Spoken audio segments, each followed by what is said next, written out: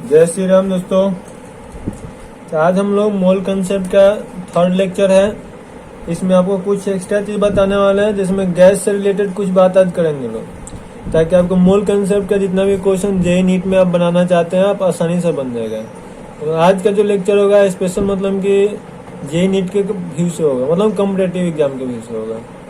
ये हम लोग क्या करना है, तो हम लोग 5 लेसन में से पूरा फुल पढ़ने के मिलेगा, लेकिन आपको पता है कि मूल कंसेप्ट से इसको भी कंबाइन कर देता है, जिस कारण क्वेश्चन नहीं बनता है। तो आइए हम लोग आज इसी को अच्छे से सीखते हैं। लोग सबसे पहले आपको क्या करना है, गैसियस पैरामीटर। मतलब पैरामीटर क्या होता है, कोई गैस है जिसमें CO2 गैस हो गया, H2 हो गया, N2 हो, कोई भी गैस हो गया, यह किन किन फैक्टर पे निर्भर करता है, वह कौन कौन सा फैक्टर है जिस पे यह निर्भर करता है। मतलब हम लोग किसी गैस का अच्छे से पढ़ने के लिए उसको क्या क्या पढ़ेंगे कि उसको हम लोग अच्छे से पढ़ सकते हैं, उसको हम लोग क्या कहते हैं, लोग पैरामीटर कहते हैं। तो किसी भी गैस को आपको अच्छे से पढ़ने के लिए 4 चीजों को पढ़ना बहुत जरूरी है। वॉल्यूम, क्योंकि आपको पता है गैस का आयतन कुछ ना कुछ होता है, कुछ प्रेशर भी होता है, उसका दाब भी होगा। गैस के पास कुछ टेम्परेचर भी होता है, ताप भी होता है, तभी तो गैस के मामले में कम टेम्परेचर करते हैं, टेम्परेचर घटाएंगे तो लिक्विड बनेगा, फिर लिक्विड से घटाएंगे तो सॉलिड हो जाएगा, उसी तरह टेम्परेचर बढ़ाएंगे तो उल्टा हो जाएगा। वही तरह से यहाँ मोल में भी है। जब मोल में क्या होता है, कम मात्रा होगा यानी गैस की संख्या कम होगा। मोल तो आपको पता है कि नंबर होता है, संख्या होता है। जब कम मात्रा होगा यानी कम होगा, ज्यादा होगा तो ज्यादा हो जाएगा। तो इस याद है, गैस ऐसे 5 को ऐसा चीज है जिस पर निर्भर करता है। यह 5 चीजों को अगर हम लोग अच्छे से पढ़ लेंगे तो किसी भी गैस के बारे में अच्छे से पढ़ा जा सकता है। तो कोई पूछे गैसेस पैरामीटर क्या होता है, गैस का वह फैक्टर जिस पर वह निर्भर करता है गैसेस पैरामीटर कहलाएगा। 5वां लेसन हम लोग पढ़ेंगे लोग, तो वहाँ पे पूरा डीपली आपको पढ़ाएंगे। अभी खाली मूल कंसेप्ट से एक कंबाइंड टॉपिक है, इसलिए आपको यहाँ पढ़ा रहे हैं।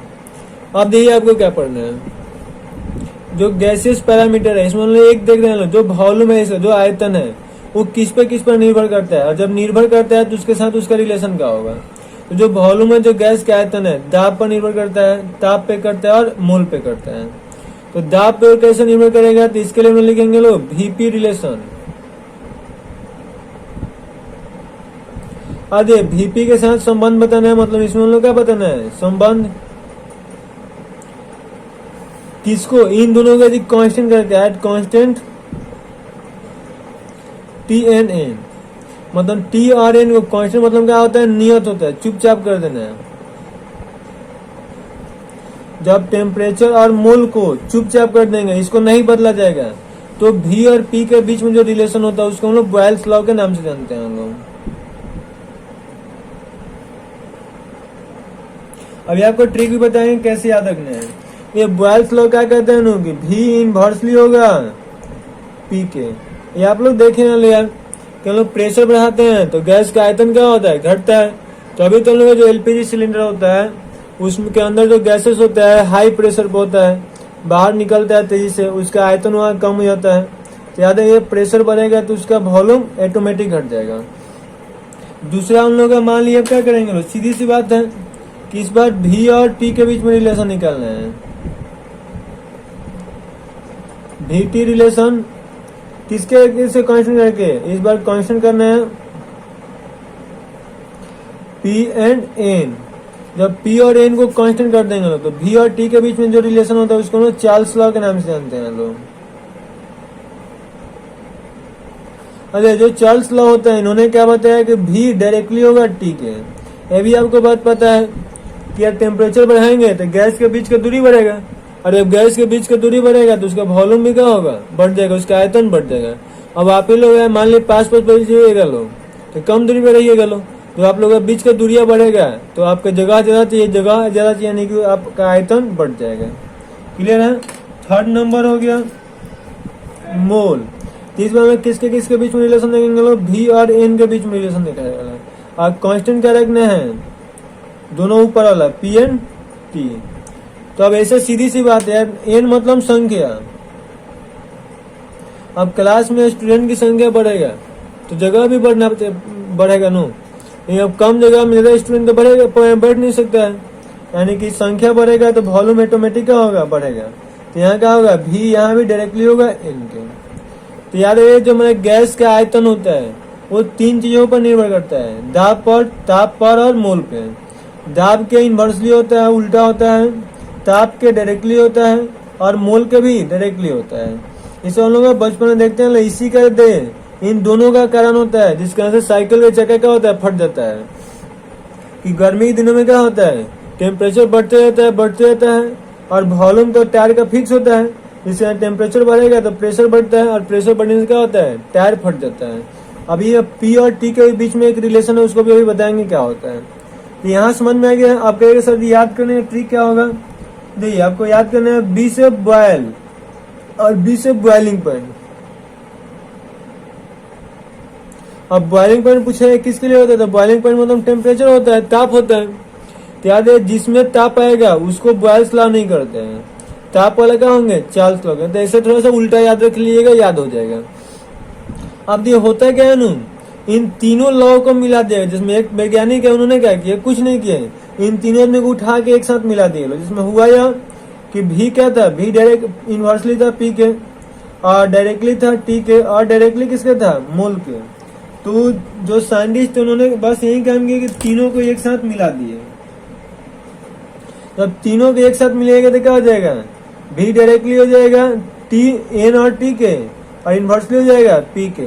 आपको पता है कि जब यहाँ समानुपाती का चिन्ह हटाते हैं तो इसके लिए कांस्टेंट लेंगे लोग, तो भी के लिए कांस्टेंट ले लेते हैं आर, और एन टी अपन पी हो जाएगा। तो अब यहाँ से हम लोग यहाँ से इसको क्या और लिख सकते हैं लोग, P V is equal to N R T. इसको और आपको लिखने का स्टाइल रहता है, इसको आप लिख देना टी आर एन। ऐसे क्यों लिख रहे हैं, क्योंकि आपको ट्रिक बता रहे क्या करना है। इसको याद करने का एक अच्छा ट्रिक देख लीजिएगा लोग। ऐसे आपसे याद कर रखना है, तेरा नाम क्या है। ये तेरा नाम क्या है, ठीक है। तो आपका अपना नाम क्या रख लेना है, प्रेशर वॉल्यूम। तो P V equal to N R T यानी कि टी आर एन। तेरा नाम क्या है, प्रेशर वॉल्यूम। और इसको काम किसने किए थे, एक साइंटिस्ट थे, और उनके नाम से रिलेट करके रख दिया आइडियल गैस। उन्होंने क्या बताया ना, अगर कोई भी गैसेस, आइडियल मतलब क्या होता है, अच्छा होता है, जो इस रिलेशन को, इस समीकरण को, इस इक्वेशन को पालन करता है उसको हम लोग अच्छा गैस मानेंगे लोग, और जो इसको पालन नहीं करता है उसको हम लोग अच्छा गैस नहीं मानेंगे लोग। तो यहाँ से आइडियल गैस अगर आपको कोई कहता है, आइडियल गैस क्या कहता है, आदर्श गैस, आदर्श गैस समीकरण। तो कोई पूछेगा आदर्श गैस समीकरण क्या होता है, तो पीबी इक्वल टू एनआरटी को हम लोग आदर्श गैस समीकरण कहते हैं, और जो gases PV equal to NRT को पालन नहीं करता है वो क्या कहलाएगा, अनादर्श गैस कहलाएगा। और इसको पूरा डीपली 5वां लेसन में पढ़ना हम लोग का, अभी बस इस इक्वेशन का काम था, इसलिए आपको यहाँ पर लाया गया है। आपको एकदम ट्रिक से आपको सभी न्यूमेरिकल सॉल्व होगा, आपको भी टेंशन नहीं लेना। एक और आपको जो रिलेशन छूटा हुआ है उसको देख लेते हैं, जिसमें एक साइंटिस्ट है, उन्होंने क्या किया कि चले भाई बता दो पी और टी के बीच में रिलेशन क्या होगा, जब कांस्टेंट क्या रख देंगे लोग, वी एन, एन को जब कांस्टेंट रखा जाएगा। तो यह सीधी सी बात है कि साइकिल का हवा मतलब में क्या होता है, टेम्परेचर जैसे जैसे गर्मी के दिन में बढ़ता है उसका प्रेशर बढ़ता रहता है, तभी तो जगह फटता है ना जी। यानी कि ई बढ़ता है तभी बढ़ेगा, तो पी डायरेक्टली किसको जाएगा, टी के। तो इसको हम लोग क्या कहते हैं, गैलुसक्स लॉ। गैलुसक्स लॉ, ये सब जितना भी लॉ है इस सब आपको क्या करना है, आगे जिसमें 5वां लेसन पढ़ाएंगे तो वहाँ इस पे ग्राफ भी है, ग्राफ सब चीज आपको बताया जाएगा। अभी आपको बस सीधा से हमारा बस आज के क्लास में बस यही एक हमें एक जाएगा। मोल कंसेप्ट में यह एक रिलेशन चाहिए था हमको, जिसके यहाँ सोचे कि आपको अच्छे से बताते हैं। अब इसमें भी आपको बस यही सोच रहे हैं, जिसमें मान लिया पी क्या होता है, भी क्या होता है, एन क्या होता है, आर क्या होता है, टी क्या होता है, इसका मान क्या हो सकता है, उसमें रिलेशन क्या होगा। इन सभी चीजों को एक एक करके पढ़ते हैं और नेक्स्ट क्लास में हम लोग इसका न्यूमेरिकल बनाया जाएगा। तो पी फॉर प्रेशर, प्रेशर मतलब दाब, भी फॉर वॉल्यूम, वॉल्यूम मतलब आयतन, एन फॉर मोल, मोल मतलब संख्या हो गया, और R for universal gas constant इसका नाम होता है, और टी फॉर टेम्परेचर हो गया। चलिए एक एक करके हम लोग पढ़ते हैं लोग। अब यहाँ सबसे पहले हम लोग किसके बारे में पढ़ना है जी, अबाउट वॉल्यूम के बारे में, आयतन के बारे में पूछ देते हैं। तो आपको पता है कि आयतन का परिभाषा क्या होता है, space occupy by body is called volume. मतलब कोई भी एक वस्तु होगा, मान लिया गजोदर है, तो एक गजोदर है तो इसके क्या होगा, कुछ अपना स्पेस में तो जगह घेर के रखा है ना जी, सोएगा, बैठेगा, चलेगा, घूमेगा, फिरेगा, कुछ भी करेगा, लेकिन जगह तो घेर के चलेगा। तो जितना स्पेस में जगह घेर है वही उसका क्या कहलाता है, आयतन कहलाता है। अब ये बात तो आपको पता है कि यदि सर जी गोला और कार और कोई वस्तु होगा तो इसके आयतन हम बता देंगे 4/3 पाई आर क्यूब। और कोई वस्तु ऐसे सिलेंडर का आकार का होगा तो उसका हम लोग बता देंगे पाई आर स्क्वायर एच। कोन का अगर आकार का होगा, शंकु होगा, तो उसका 1/3 पाई आर स्क्वायर एल हो जाएगा। लेकिन अब कोई मान लिया कर दे चलो भाई गजोदर का वॉल्यूम क्या होगा, इसका कैसे निकालेंगे, कौन सा फॉर्मूला आएगा, इसके लिए आप लोग कमेंट करना है, वीडियो के डिस्क्रिप्शन में कमेंट करना है कि हम अपने शरीर का आयतन कैसे निकाल सकते हैं, उसके लिए कौन सा फॉर्मूला लगाया जाएगा। हम अगला क्लास में इसको आपको बताएंगे, इसका मेथड बताएंगे कि हम लोग किसी भी चीज का जिसका शेप फिक्स नहीं होता है उसको हम लोग कैसे वॉल्यूम निकाला जाएगा, आयतन उसका कैसे निकाला जाएगा। तब तक आज आपको कमेंट्स करना है कि मान लीजिए कोई भी चीज ऐसा हो जिसका शेप फिक्स नहीं होता, जिसमें गजोदर हो गया, गजोदरी हो गया, गधा हो गया, भैंस हो गया, कोई भी हो गया, उसका आयतन कैसे निकाला जाएगा। तो आयतन के लिए बस याद है कोई भी वस्तु हो, जो भी क्या होता है किसी वस्तु द्वारा जो स्थान घेरता है कहाँ पे, स्पेस में, वही हमें क्या कहलाता है, उस वस्तु का आयतन कहलाता है। अब यहाँ से तो ये आपको पता है कि मतलब कि सबका गोला का भी बता दिया कि वॉल्यूम का होगा 4/3 पाई आर क्यूब। अब इसके लिए देखना है यूनिट क्या होगा।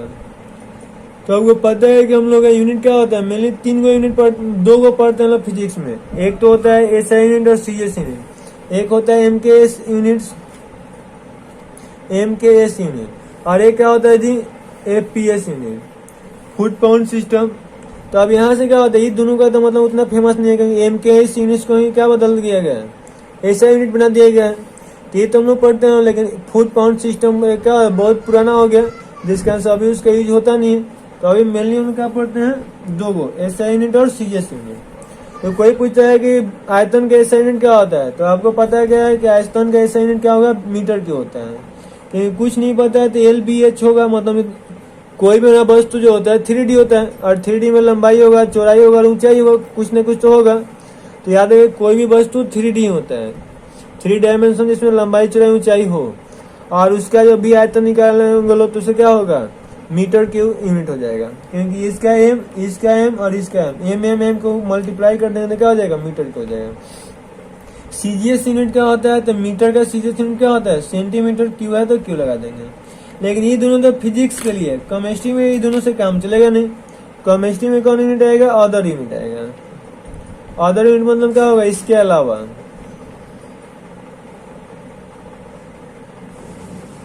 ये सर जी इसके अलावा भी यूनिट होता है, इसके अलावा ही तो सब खेल केमिस्ट्री में खेलते हैं लोग। एक तो आपको पता है कि लीटर होता है, एक क्या होता है सर जी एमएल होता है, मिलीलीटर होता है, सेंटीमीटर क्यूब होता है जो कि यहाँ लिख दिए हुए हैं, और क्या होता है डेसीमीटर क्यूब होता है, और सीसी होता है। सीसी का बहुत लोगों को पता नहीं होगा, सीसी का फुल फॉर्म होता है, सीसी का फुल फॉर्म होता है क्यूबिक सेंटीमीटर क्यूब। याद है सीसी का फुल फॉर्म क्या हो जाएगा जी, क्यूबिक सेंटीमीटर।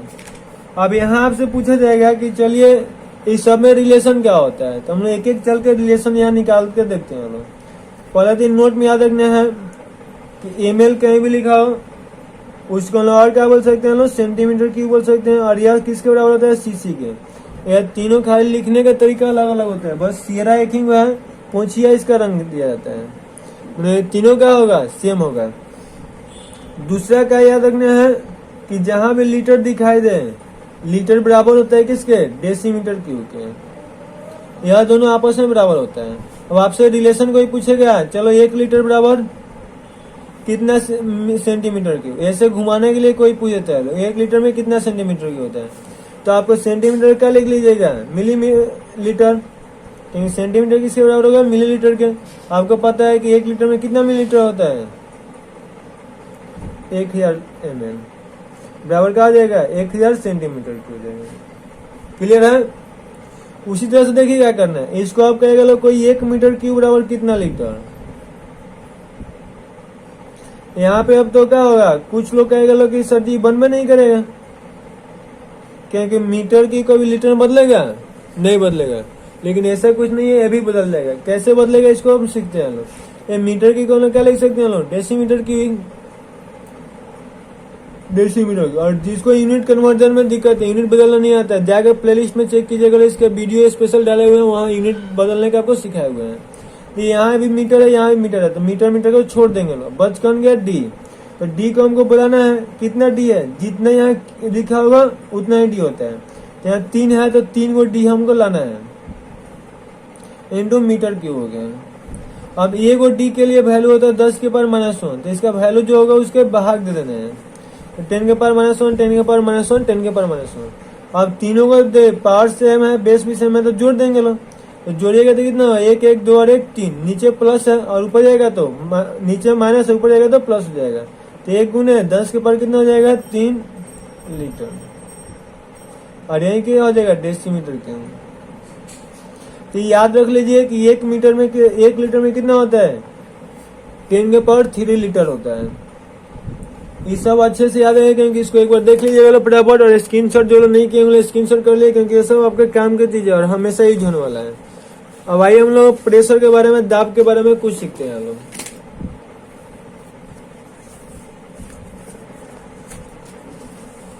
अबाउट प्रेशर, ठीक है।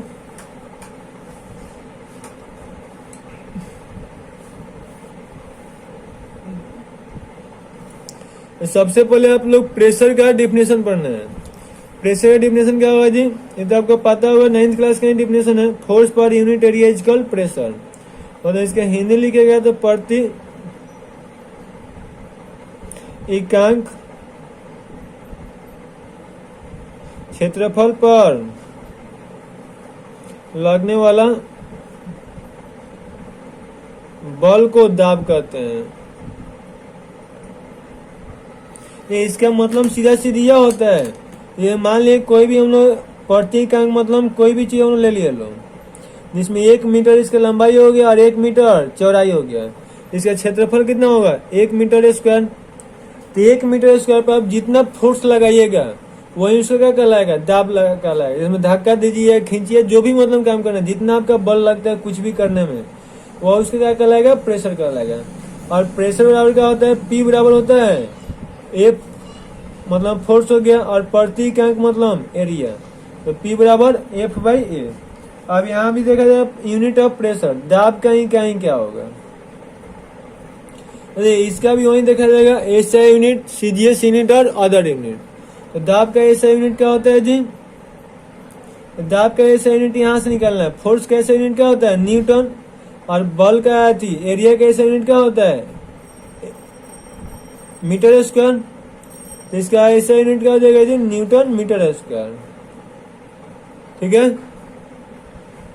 एक तो आपका इसका SI unit newton metre square, और न्यूटन का एसआई यूनिट क्या होता है, केजी मीटर स्क्वायर पर सेकेंड स्क्वायर। इसका एक एसआई यूनिट क्या होगा, न्यूटन मीटर स्क्वायर, और एक याद रखना है पास्कल। पास्कल किसका यूनिट होता है, इसी का यूनिट होता है प्रेशर का, ठीक है। दूसरा देखिए, दूसरा क्या करना है, सीजीएस यूनिट में क्या होगा, तो न्यूटन का सीजीएस यूनिट क्या होता है, डाइन,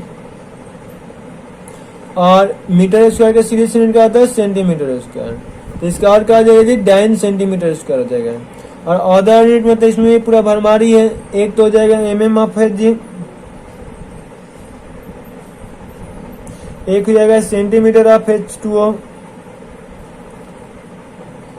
और हो जाएगा बार टॉर एटीएम। एटीएम में फुल फॉर्म क्या होता है जी, एटमॉस्फेरिक प्रेशर।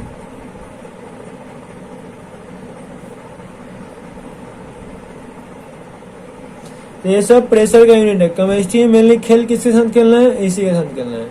तो कहेगा सर जी इस यूनिट में आपस में रिलेशन क्या होगा, रिलेशन में कुछ होगा कि एक हमको पता है तो दूसरा में चल रहा है, दूसरा पता होगा तो तीसरा में, तीसरा पता होगा तो चौथा में जा सके। तो रियल में इसका रिलेशन होता है, रिलेशन आपको बताया जाएगा। पहले हम लोग प्रेशर को मेजर कैसे करते हैं, ज्ञात कैसे करते हैं, उसको आपको सीख लेते हैं हम लोग। तो देखिए प्रेशर के यहाँ क्या लिखे हैं, mm ऑफ एच जी और सेंटीमीटर ऑफ H2, ये मतलब हाइट के रूप में, ऊंचाई के रूप में ज्ञात किया जाता है। तो ऊंचाई के रूप में दाब को कैसे ज्ञात करते हैं, इसको पहले हम लोग सीखते हैं हम लोग। अरे दाब को ऊंचाई के रूप में हम लोग पहले सबसे पहले क्या है, मान लो किसी बर्तन में कोई द्रव को रखेंगे, क्योंकि आपको पता है मरकरी भी द्रव होता है और पानी भी द्रव होता है। तो किसी भी लिक्विड को हम लोग किसी बर्तन में रख दिए लोग, और जब बर्तन में रखेंगे तो उसका कुछ ना कुछ तो क्रॉस सेक्शनल एरिया होगा, मतलब गोलाकार जो एरिया होता है उसको क्रॉस सेक्शनल एरिया कहते हैं। तो कुछ ना कुछ उसका एरिया होगा, हमने मान लिया उसका एरिया कितना है, ए है। अब उसके अंदर हम लोग क्या रखेंगे, जो द्रव रखे होंगे उसका तो कुछ ना कुछ द्रव्यमान भी होगा, तो उस द्रव्यमान का हम लोग एम मान लिया लो। उसका जो आयतन तो कुछ होगा ही, तो उसका हम लोग भी मान लिया लो। और उस द्रव का डेंसिटी कुछ होगा तो उसको डी या रो कह देंगे लोग। डेंसिटी मतलब घनत्व तो कितना भारी है, सबके लिए अलग अलग होता है, ठीक है। और उसका कुछ ऊंचाई तो होगा ही, कितना ऊंचाई हम लोग लिए लोग, तो जितना ऊपर होगा वो उसका हम लोग एच मान लेते हैं लोग। तो क्या है, इस सर प्रेशर क्या निकलेगा, तो आपको बताइए जब सब ही है तो हमको पता है कि इसको पृथ्वी नीचे खींचती है अपने से, किस बल से, mg के फोर्स से।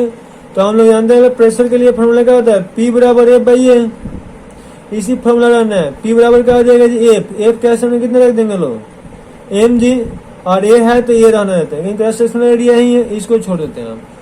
अब एक और हम लोग जानते हैं लोग डेंसिटी, अगर जिस लोग नहीं पता उसको पता कर देख लिए। डेंसिटी बराबर क्या होता है, मास बाई वॉल्यूम। तो मास हम लोग क्या माने लो, एम, और वॉल्यूम क्या है, भी। तो डेंसिटी बराबर क्या हो जाएगा जी, एम बाई भी। इतने में तो दिक्कत नहीं है। अब उसके बाद से आप क्या ले जाइए, यहाँ से एम बराबर हम लोग क्या लिख सकते हैं लोग, ई और ये आपस में गुना हो जाएगा तो रो भी हो जाएगा। और हम लोग इसको क्या लिख सकते हैं लोग, रो इंटू भी के लिए क्या लिख सकते हैं लोग, तो वॉल्यूम बराबर क्या होता है, एल बी इंटू एच। और एल और बी लंबाई गुने चौड़ाई को हम लोग क्या कहते हैं लोग, क्षेत्रफल करते हैं लोग। तो ए इंटू कितना लिख सकते हैं, एच। तो यहाँ हम लेते हैं ए इंटू एच। अब इसमें ला के एम के स्थान में इसको पुट कर देते हैं, तो पी बराबर क्या हो जाएगा, एम के स्थान में लिख दिया लो रो एच गुने जी भाई, कितना हो गया ए, तो रो ए से ए कट गया, तो ना बच क्या गया, P equal to rho g h. तो यह हमारा एक डाब का फॉर्मूला हो गया, जो कि अच्छे से याद रखने के लिए फॉर्मूला से न्यूमेरिकल बन जाएगा, अच्छा कैसा न्यूमेरिकल बनेगा। और इसको याद रखना हमेशा के लिए। प्रेशर बराबर क्या होता है, रो जी एच। आपको फिजिक्स में यह फॉर्मूला अप्लाई होगा, केमिस्ट्री में क्या याद रखना है, पी बराबर रो जी एच, जहाँ rho for density, g for gravitational constant, और एच फॉर हाइट, और पी फॉर प्रेशर। ये हम लोग इसके बारे में और कुछ सीखते हैं लोग। ये जो दाब है इसको हम दो केस में डिवाइड करते हैं, दो तरह से इसको निकालना है, ठीक है। एक बार हम लोग क्या लेते हैं, सेम लिक्विड होगा, मतलब मान लेते हैं जिसमें क्या हो गया, यहाँ पानी ले लिए लो, और यहाँ भी हम लोग इसी पानी को क्या कर लो, कुछ सपोज गर्म ही कर दिए लो। या माने दो काम कर सकते हैं, या तो इसमें हम लोग ज्यादा, मतलब इसमें पानी मान लिया 500 ml था, यहाँ 1000 ml कर दिए लो, मतलब कुछ भी हम लोग कर सकते हैं। बस खाली क्या कि यहाँ पानी है तो यहाँ भी पानी है, मतलब दोनों जगह द्रव क्या हो गया, सेम हो गया। एक बार हम लोग क्या कर रहे हैं, इसी को मान लीजिए यहाँ पे H2 है, इसमें कितने ml है, 500 ml है। और एक बार हम लोग एल्कोहल ले लेते हैं लोग, एल्कोहल भी कितने ml है, 500 ml है। तो यहाँ का प्रेशर क्या होगा और यहाँ का प्रेशर होगा, किस किस बातों पर प्रेशर निर्भर करेगा, यहाँ का प्रेशर क्या होगा और यहाँ का भी प्रेशर क्या होगा। बस यही सब हम लोग इसको रिवाइज, तो बस आपको कुछ नहीं करना है। हम लोग अभी फॉर्मूला दे रहे, तो फॉर्मूला क्या दे रहे, लोग P बराबर रो जी एच। अरे जब द्रव सेम है तो याद रखिएगा कि उसका घनत्व क्या होगा, सेम होगा। और जी का तो वैल्यू ये सबके लिए सेम होता है, कहीं पृथ्वी का वैल्यू हमेशा कितना लेते हैं, जी का वैल्यू 9.8। और फिजिक्स में सॉल्व करने के लिए आसानी से सॉल्व हो जाए 10 मान लेते हैं लोग। तो यहाँ जी सेम होगा, रो जब द्रव सेम है तो रो भी सेम होगा, यानी कि दोनों कांस्टेंट हो गया। तो यहाँ से हम लोग क्या लिखते हैं, और इसको P1 मानते हैं, इसको P2 मानते हैं। तो यहाँ से हो जाएगा P डायरेक्टली होगा H के, यहाँ से आपका इक्वेशन क्या बन जाएगा, P2 बाई P1 बराबर हम लोग क्या लिख देंगे डायरेक्टली, यानी कि यहाँ पे क्या लिख देंगे लोग H2 बाई H1। ये हमारा इक्वेशन हो जाएगा, रो P डायरेक्टली H, और यहाँ से फॉर्मूला क्या बन जाएगा, P2 by P1 equal to H2 by H1। Clear है। आप देखिए दूसरा केस में ना देखते हैं, दूसरा केस में सेम ही फॉर्मूला लगाएंगे, P बराबर क्या पता चला, रो जी एच। अब इसमें देखिए द्रव अलग अलग है, यानी कि घनत्व तो दोनों का अलग अलग हुआ, और जी तो सेम होता है। और जब दोनों का द्रव अलग अलग है तो उसका हाइट भी क्या होगा, यार ऊंचाई भी अलग अलग होगा। कोई मान लीजिए भारी होगा तो कम ऊंचा होगा, कोई हल्का होगा तो ज्यादा ऊंचा होगा। हाँ, प्रेशर दोनों का सेम हो सकता है, प्रेशर उसका क्या होगा, प्रेशर डिपेंड नहीं करता, प्रेशर तो उसका डेंसिटी पर, हाइट पर निर्भर करता है। तो यहाँ से हम मान लेते हैं कि यह दोनों क्या हो गया, कांस्टेंट हो गया। तो बच कौन गया, रो और एच। तो इसमें देखा जाएगा तो क्या हो जाएगा, रो इनवर्सली हो जाएगा एच के, क्योंकि इधर से इधर आ गया तो 1/m हो जाएगा। तो रो इनवर्सली एच। यहाँ से आपका रिलेशन क्या हो जाएगा जी, रो2 अपॉन रो1 is equal to H1 upon H2। उल्टा है तो उल्टा लिखना है, सीधा रहेगा तो सीधा लिखेंगे लोग। क्लियर है। यहाँ दे ऊपर नीचे है, तो यहाँ क्या है, ऊपर 2 तो नीचे 2, नीचे 1 तो ऊपर 1। तो यहाँ दो फॉर्मूला अच्छे से याद रखिए, इससे न्यूमेरिकल आएगा, इससे न्यूमेरिकल सॉल्व होगा। उम्मीद है कि अच्छे से समझ में यहाँ तक आया होगा। देख करने के फिर से एक बार समरी कराते हैं। जब लिक्विड सेम होगा तो याद रखिएगा लोग, पी डायरेक्टली होगा एच के, और जब लिक्विड अलग अलग देखिए, अब यहाँ तो आपको पता है कि पी एच पे निर्भर करता है। तो हम लोग यार बचपन से देखते आ रहे हैं। मान लीजिएगा हमारा टंकी हो गया, यहाँ से यहाँ तक पानी है, ठीक है, पूरा पानी से भरा हुआ है। तो यहाँ से अगर फोड़ेंगे तो धीरे धीरे गिरेगा पानी, जबकि यहाँ से अगर फोड़ देंगे तो पानी तेजी में भागेगा। ये तो पता है आपको। क्या होता है, जो भी प्रेशर होता है, दाब होता है, ऊंचाई पर तो निर्भर करता है। ऊपर होगा तो कम करेगा, मतलब हाइट कम है, क्योंकि यहाँ है तो उसका प्रेशर कितना दूर का लग रहा है, इतना ही दूर का प्रेशर लग रहा है। जबकि यहाँ आ गया नहीं कि प्रेशर कितना पानी का लग रहा है, इतना पानी का, तो हाइट बढ़ेगा यानी कि प्रेशर भी उसका बढ़ जाएगा। तो ये तो यहाँ देख लिए लो, यहाँ का देखे लो, जब हाइट भी मतलब क्या हो जाए, प्रेशर भी सेम हो जाए और इसका घनत्व तो भी सेम हो जाए, सॉरी जी का भी वैल्यू सेम हो जाए, तो रो और एच में रिलेशन क्या होता है, उल्टा हो जाएगा। और इसका यूज बहुत फेमस है। इसके लिए देखिए आपको क्या करना है, इस इक्वेशन में थोड़ा सा और आपको तोड़ना पड़ेगा। यहाँ पे पेज तो नहीं है, मतलब यहाँ पे लिख देते हैं, थोड़ा ध्यान देखिएगा लोग। आप लोग दो वो का हम लोग का बुक मतलब इसको कहते हैं अच्छे से याद करने के लिए। एक डेंसिटी जो होता है H2O का, H2O का डेंसिटी कितना होता है, 1 ग्राम पर ml।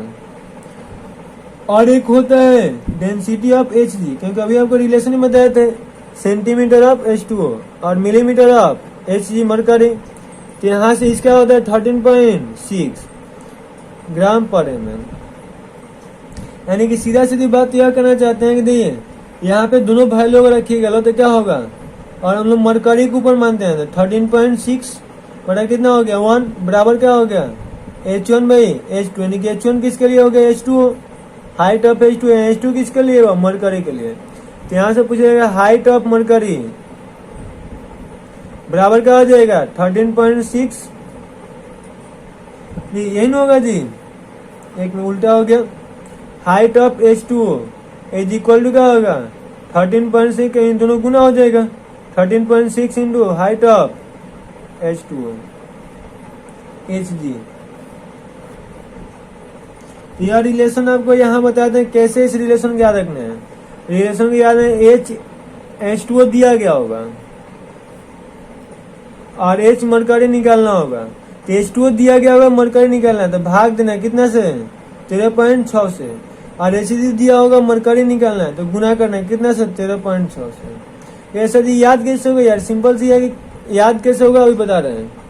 आपको ये बात पता होगा कि मरकरी क्या होता है, धातु होता है, और धातुओं को पता है कि हेवी होता है, भारी होता है, ठीक है। जब ये धातु है, भारी होगा यानी कि मोटा होगा, और मोटा है तो उसका क्या होगा, ऊंचाई छोटा होगा।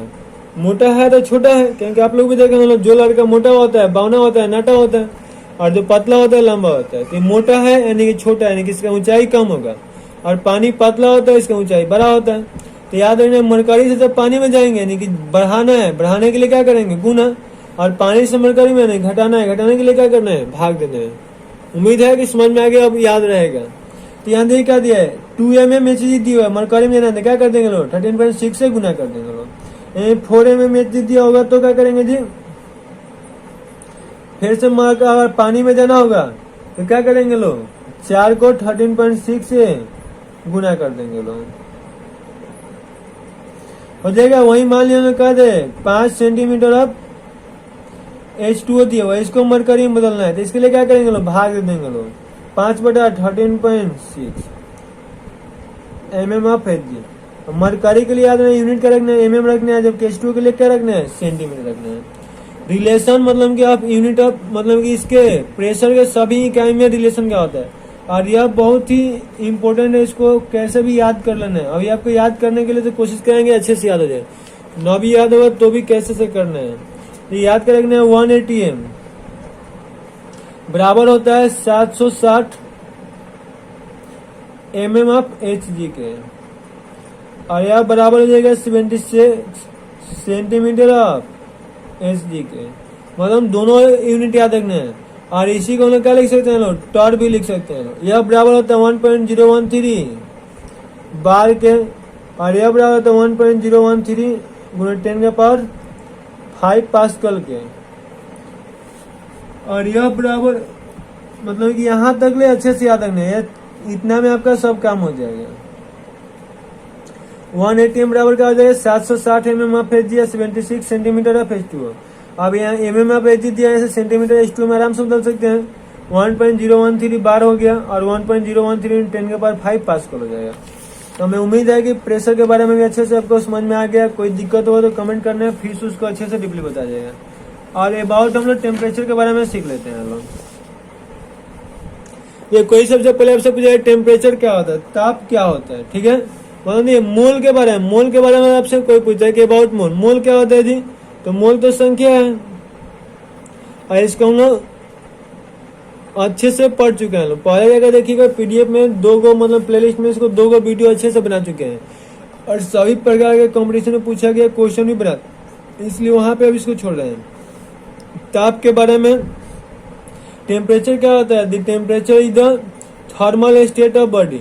मतलब थर्मल स्टेट मतलब क्या होता है, ताप का काम है कोई वस्तु गर्म है या ठंडा है, यही बताना है। कोई पूछता है कि टेम्परेचर क्या है तो क्या बताइएगा, टेम्परेचर किसी वस्तु का हॉट है कि कोल्ड है, ठंडा है कि गर्म है, इसको मापने के लिए काम में आता है।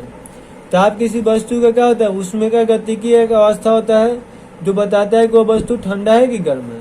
इसका यूनिट क्या होगा जी, तो यूनिट हम लोग केल्विन लेते हैं, आपको पता है। और केल्विन का ये लोग नहीं पता होता है, इसको याद है। केल्विन का दूसरा नाम क्या होता है, एब्सोल्यूट जीरो टेम्परेचर, परम शून्य ताप। मतलब वह ताप जहाँ टेम्परेचर हो ही नहीं, लगभग जीरो, मतलब कि जीरो के बराबर, मतलब वहाँ कुछ भी ना हो, उसको हम क्या कहते हैं, परम शून्य, मतलब बिल्कुल जीरो। और इसको हम लोग डिनोट कैसे करते हैं, डिग्री ए से। और इसको हम लोग डिनोट कैसे करते हैं, के से। एक वो है जिसमें डिग्री नहीं होता, वो कौन है, केल्विन। पूछा होगा क्यों डिग्री नहीं होता है, क्योंकि ये साइंटिस्ट के नाम पर रखा गया है। यह सब टेम्परेचर का यूनिट होता है, इसीलिए यहाँ पर डिग्री लिखा जाता है। क्लियर है। दूसरा क्या होगा, सेल्सियस और सेंटीग्रेड, जिसको डिनोट कैसे करेंगे, डिग्री सी से। फॉरेनहाइट को डिग्री एफ से। रेमनर होता है डिग्री आर से, आर हो गया। और रैंकिंग होता है जिसको डिग्री आर से नहीं होगा। अब कहेंगे इसमें आपस में रिलेशन क्या होगा, कैसे बदलेंगे, तो रिलेशन तो ऐसे याद रखना है कि सी को 5 से भाग देंगे लोग, तो के माइनस 273/5 ये आपस में बराबर होता है। फिर हम लोग डिग्री एफ में से 32 को घटा के 9 से भाग देंगे तो ये इसके बराबर होगा और इसके भी बराबर होगा। डिग्री आर को 4 से भाग देंगे तो ये सबके बराबर होगा। और डिग्री आर एन में से 442 घटा के 9 से भाग देंगे तो भी ये सबके बराबर होगा। और इस पे आपको जितना भी क्वेश्चन करना है, इसके लिए आपको क्वेश्चन बहुत अच्छे से वीडियो में बता चुके हैं। प्लेलिस्ट में जाकर देखिएगा, टेम्परेचर कन्वर्जन के नाम से वीडियो है। और नहीं समझ में आएगा तो कमेंट करना है। एक आपको यहाँ क्वेश्चन बताया था, मान ली 98 डिग्री में बॉडी टेम्परेचर कितना होता है, 98 डिग्री फॉरेनहाइट। तो इसको कोई पूछता है कि चलिए सेल्सियस में बदल के दिखाइए और केल्विन में बदल के दिखाइए, तो इसमें हम बताया देते हैं। तो ऐसे आपको क्या करना है, जो दिया होगा यहाँ लिखना है और जो निकालना होगा इस साइड लिखना है, ठीक है। तो यहाँ से हम लोग क्या कर देंगे, इसमें देखिए जो निकालना है इसका पहले लिख दे डिग्री C/5। जो मतलब है सी और एफ है, तो सी और एफ को प्यार से बुला के ला देना है। सी को यहाँ ला दिए लो, यहाँ का हो गया डिग्री एफ माइनस 32/9 कर दिए, हो जाएगा। अब देखिए डिग्री C/5 हो गया। एफ का वैल्यू कितना हुआ है, 98। 98 से कितना भाग दिए, माइनस 32/9, कीजिएगा 66/9 आएगा। जब इसको सॉल्व कीजिएगा तो 7.33 आएगा। तो डिग्री सी बराबर कितना हो गया, 7.33 गुने 5। इसको सॉल्व कीजिएगा तो कितना आएगा जी, 36.65। जो यहाँ होगा वो लिख देना है। इस तरह से आप केल्विन को बनाना होगा तो केल्विन के लिए क्या कीजिएगा जी, उसको उठा के लेना है। एक के वाला है तो के माइनस क्या करेंगे लोग, के माइनस 273/5 बराबर क्या आ जाएगा, डिग्री एफ माइनस 32/9। अब फिर यहाँ से रखिएगा तो सॉल्व कीजिएगा तो उतना ही आ जाएगा। मतलब इसका आंसर कितना होगा, जिसको नहीं पता लेते हैं 309.309 आएगा। इतना केल्विन। ठीक है। तो आई होप कि आज का लेक्चर आपको अच्छा लगा होगा। जो भी दिक्कत परेशानी होगा वीडियो के नीचे कमेंट्स करना है। और आपको बस एक बच के आ गया है अबाउट आर। तो आर के बारे में हम लोग पूरा अच्छे से एक वीडियो बनाएंगे जिसमें आपको आर के पूरा फैमिली के बारे में, मतलब यूनिट क्या होगा, डायमेंशन क्या होता है, आर होता है क्या है, सब कुछ इसके बारे में बताएंगे। तो ये कल के लेक्चर में सीखा जाएगा। Okay, thanks.